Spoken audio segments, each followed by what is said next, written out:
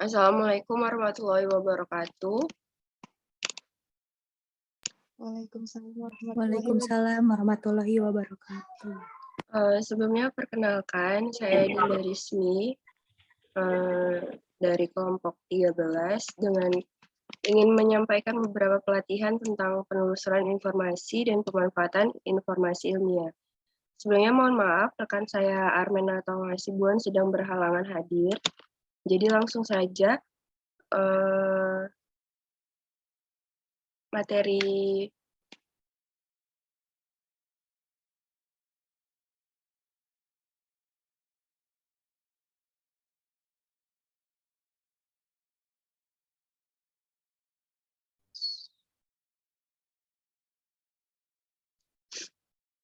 materi yang pertama yaitu tentang penelusuran informasi. Sebelumnya saya sampaikan dulu bahwasanya penelusuran informasi itu merupakan sebuah kegiatan menelusur kembali seluruh atau sebagian informasi yang pernah ditulis atau diterbitkan melalui sarana temu kembali informasi yang tersedia.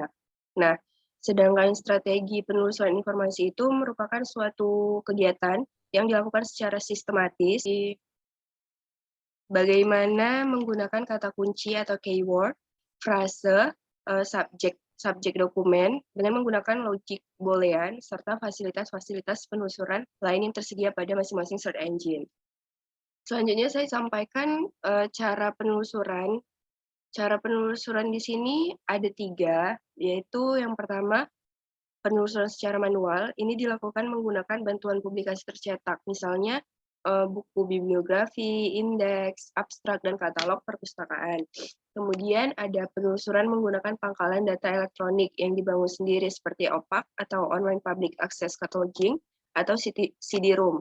Nah, selanjutnya ada penelusuran dengan cara akses langsung ke pangkalan data dalam dan luar negeri melalui jaringan internet. Selanjutnya ada langkah penelusuran. Di sini ada beberapa yang saya tulis. Salah satunya itu yang pertama, kita harus menentukan secara jelas dan rinci tentang topik yang ingin kita cari.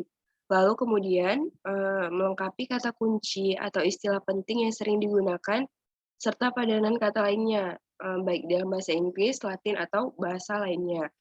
Kemudian kita harus menentukan batasan penelusuran, misalnya menggunakan hasil penelusuran, rentang waktu pustaka yang diinginkan, bahasa yang dipakai, atau cakupan geografi yang ingin ditelusuri. Selanjutnya yaitu memilih sarana atau alat penelusuran yang sesuai, misalnya daftar katalog, indeks, atau abstrak yang sesuai.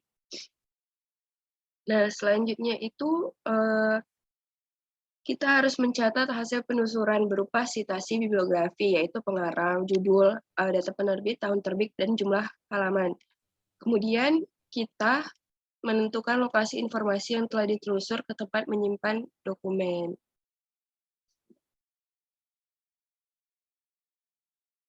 Oke. Selanjutnya,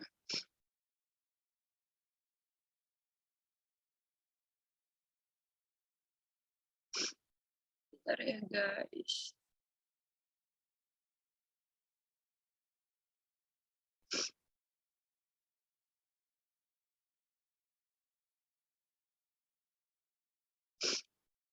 Dan selanjutnya, hal yang diperhatikan dalam penelusuran informasi yaitu memahami jenis pangkalan data atau database dari sumber informasi yang ada, maupun yang akan digunakan untuk penelusuran, baik dalam bentuk tercetak maupun digital.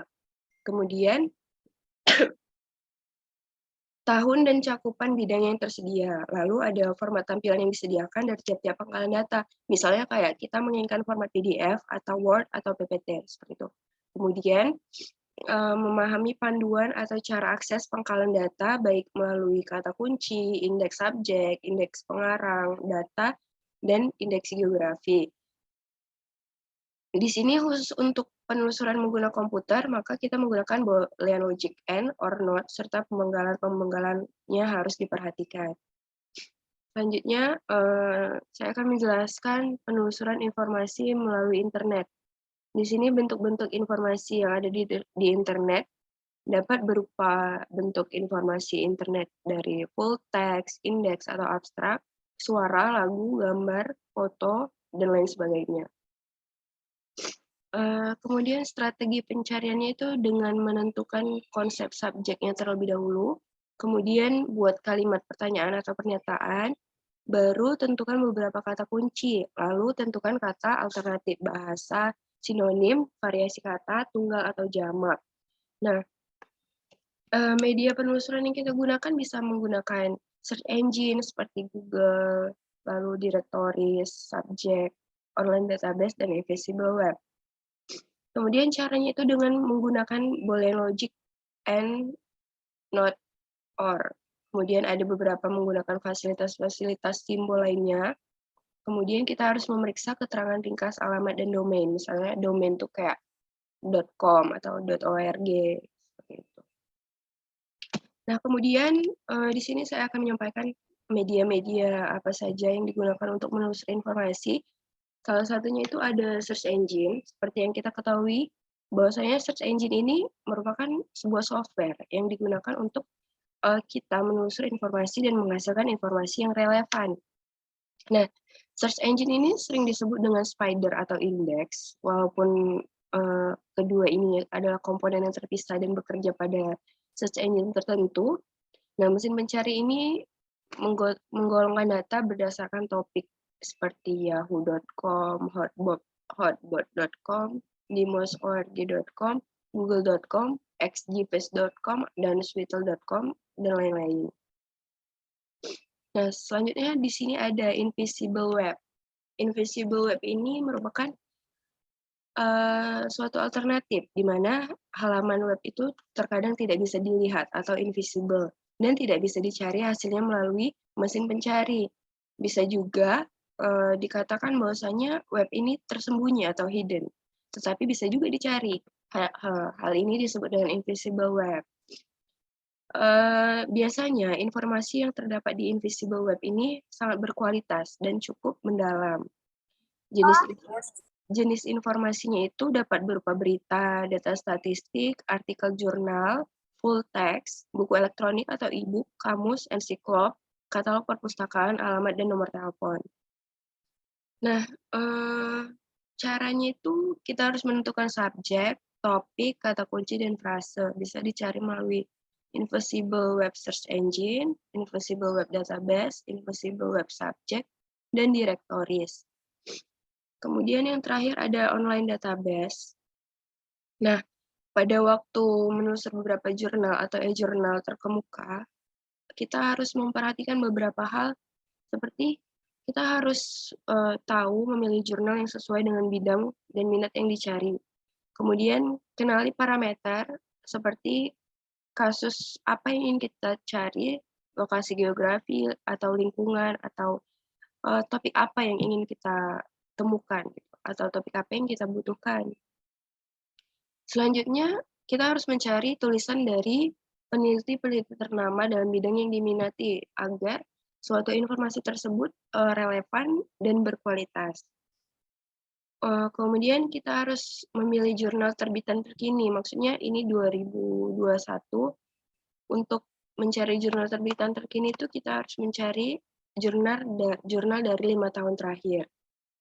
Nah, bila jurnal bersangkutan tergolong pemurah atau dikatakan gampang untuk dicari, nah dapat diperoleh informasi lengkapnya atau full text secara gratis, terutama nomor-nomor yang telah masuk ke dalam file arsip jurnal bersangkutan.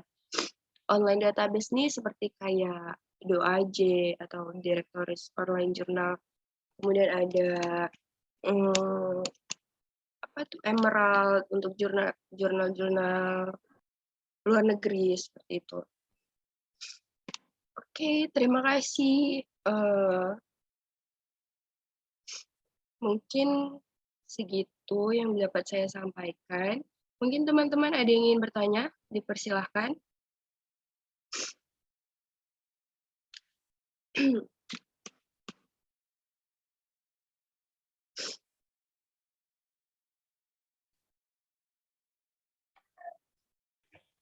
Kak, Assalamualaikum warahmatullahi wabarakatuh, Kak. Waalaikumsalam, Saudara Amarayasi.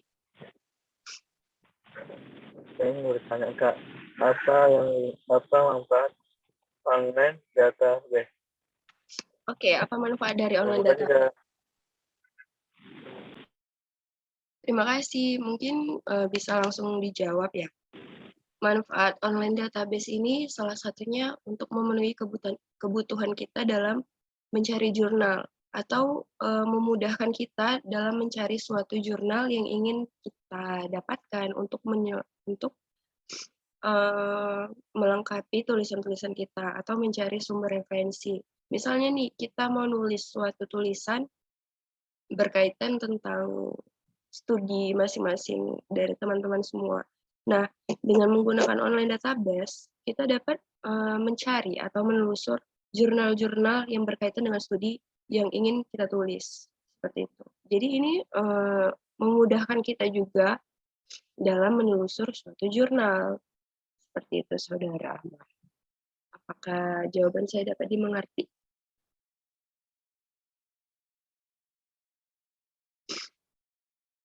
Saudara Amar?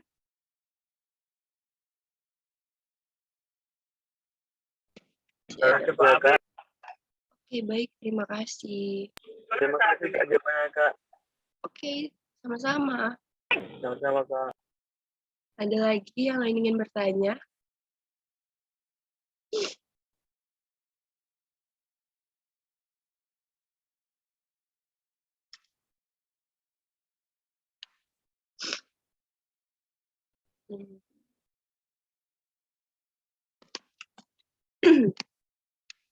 Mungkin nggak ada ya, guys. Mungkin sekian dulu untuk pelatihan tentang penelusuran. Mohon maaf apabila ada kesalahan kata saya atau kurangnya penjelasan dari saya. Terima kasih untuk teman-teman semua yang sudah berpartisipasi dalam pelatihan kali ini. Terima kasih. Mungkin teman-teman bisa apabila ada yang ingin ditanyakan bisa melalui kontak WA.